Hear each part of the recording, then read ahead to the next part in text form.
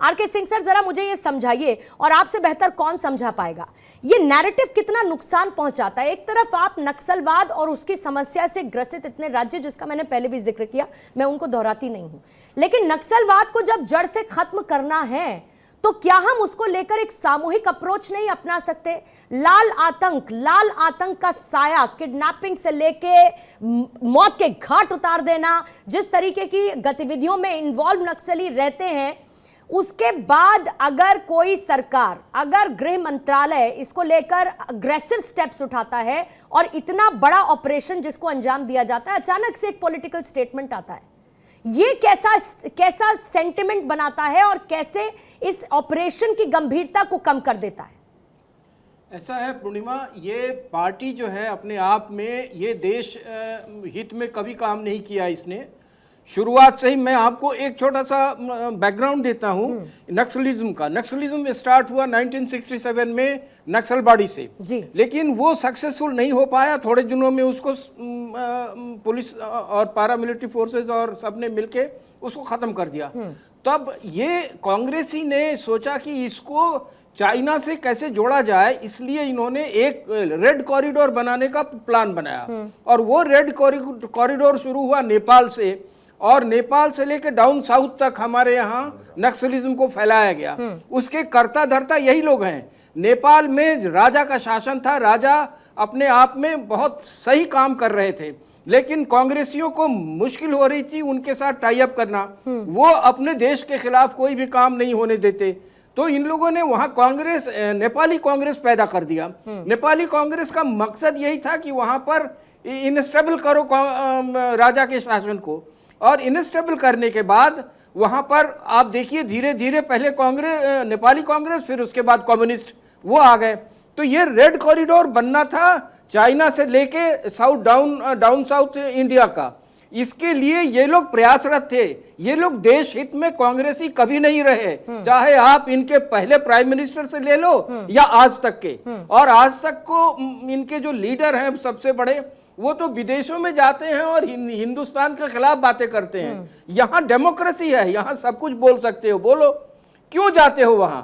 अब ये लोग नीचा दिखाते हैं, हमारे वीर जवानों को नीचा दिखाते हैं। हम लोग तो उस फोर्स में 40 साल रहे हैं, हम लोगों के आसपास से गोलियां निकलती रही हैं और फिर भी हम ड्यूटी करते रहे हैं। तो इन लोगों को समझना चाहिए कि ये देश के नागरिक हैं, देश को डिफेंड करने वाले लोग हैं। इनके साथ हमको रहना चाहिए, इनका मनोबल बढ़ाना चाहिए। वो काम ये कभी नहीं करते। पाकिस्तान से आके लोग मार जाए तो ये चुप चुप रहेंगे, फाइलें फॉरवर्ड करेंगे इधर उधर, लेकिन कोई एक्शन नहीं लेंगे।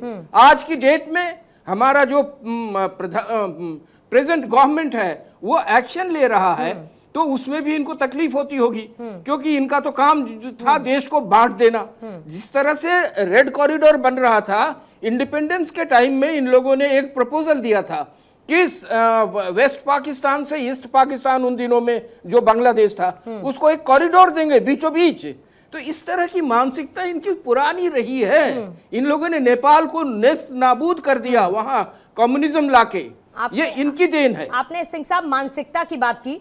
राम कृपाल सर आपके पास आते हैं, फिर रमनीश वस्त्री आपके पास आऊंगी।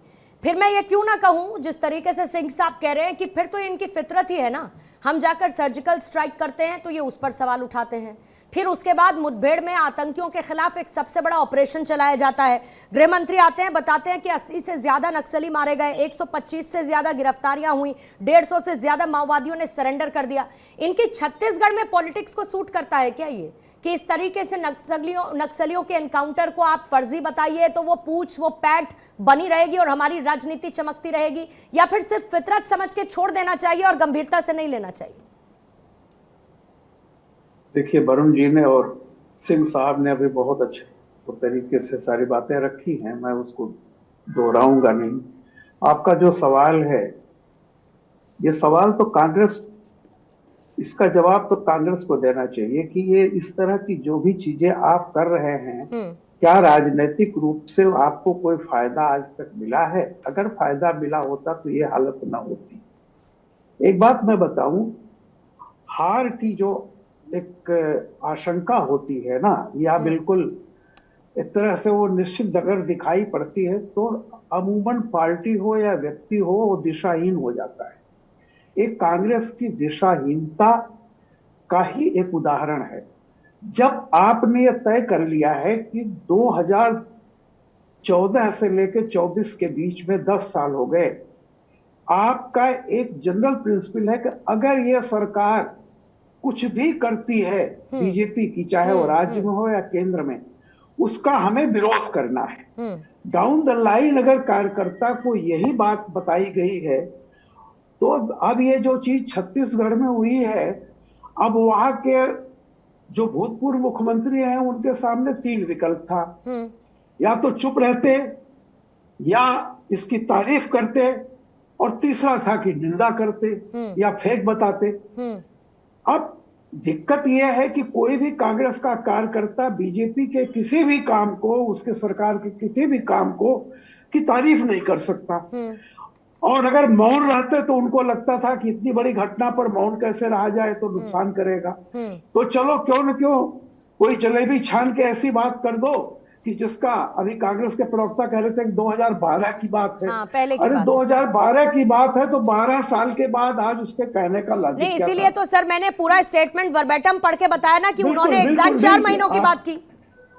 बिल्कुल सही आप कह रही हैं। तो मैं वही कह रहा हूं कि ये कांग्रेस जो भी कदम उठा रही है यह आत्मघाती है।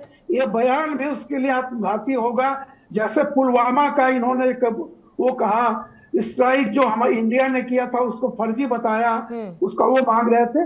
तो ये चीजें इनके लिए खुद आत्मघाती है। पता नहीं है लोग क्यों नहीं समझते हैं कि किस समय क्या बात आप कहने जा रहे हैं, उसका आपको कोई फायदा नहीं होगा, बल्कि भयानक नुकसान होने जा रहा है कांग्रेस को इस तरह के बयान को। और जनता कभी इनकी बात पर भरोसा नहीं करेगी। नहीं, जनता को कन्विंस रमनीश वत्स कैसे कर पाएगी? झीरम घाटी का हमला, और मैंने कांग्रेस के स्पोक्स पर्सन से इसी बात के साथ शुरुआत इसीलिए की क्योंकि वो सबसे भयावह था। मतलब एक पार्टी की पूरी टॉप लीडरशिप का खात्मा ऐसे नक्सली हमले में हो जाना झीरम घाटी में, वो हम सबको याद है, हम सब ने देखा है। आप जनता को कैसे कन्विंस कर पाएंगे जब आप ये कहते हैं कि फर्जी एनकाउंटर रहा? अब मैं इस पे डेट वाइज नहीं जाऊंगी कि ये 12 साल पहले की बात कर रहे हैं या ये अभी की बात कर रहे हैं। 4 महीने क्यों कहा भूपेश बघेल ने?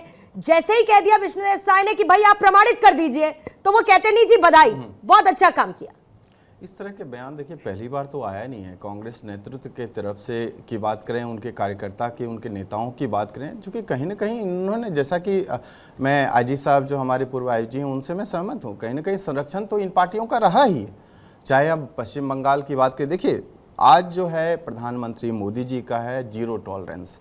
खास करके मोदी सरकार की यदि अब की जो बात करें तो 10 सालों में आतंकवाद के खिलाफ, चाहे नक्सलवाद के खिलाफ, चाहे उग्रवाद के खिलाफ मिशन नस्तनाबूद चलाया जा रहा है।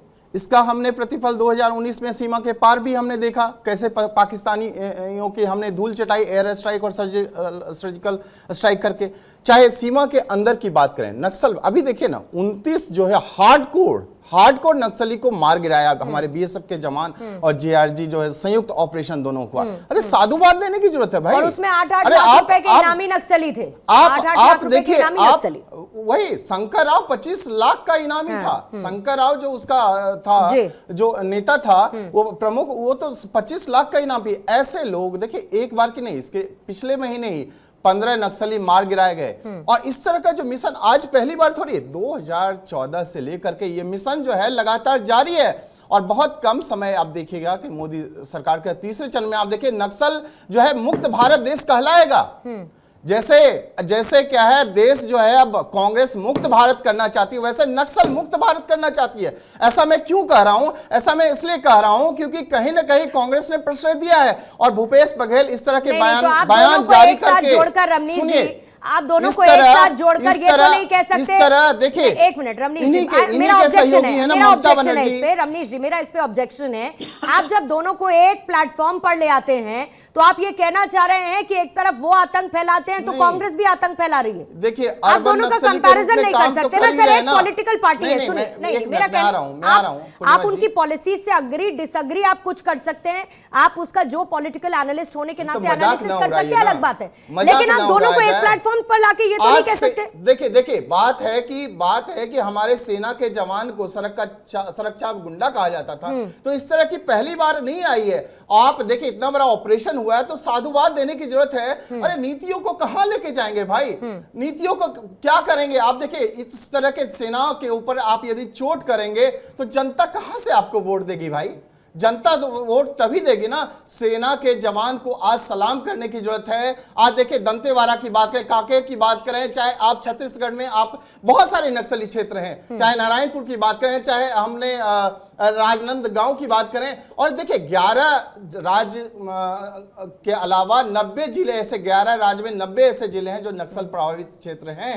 और उनको अमित शाह का, देखिए अमित शाह हमारे जो गृह मंत्री हैं, उनका कहना है कि इसमें कोई भी किसी तरह की कोताही नहीं बरती जाएगी और नस्तो नाबूद कर दिया जाएगा। और इस तरह की चीजें यदि हो रही है तो भाई आप उसको कम से पर होंगी ना। 24 का चुनाव है साहब, 24 का चुनाव है, उदाहरण देना चाहता हूं।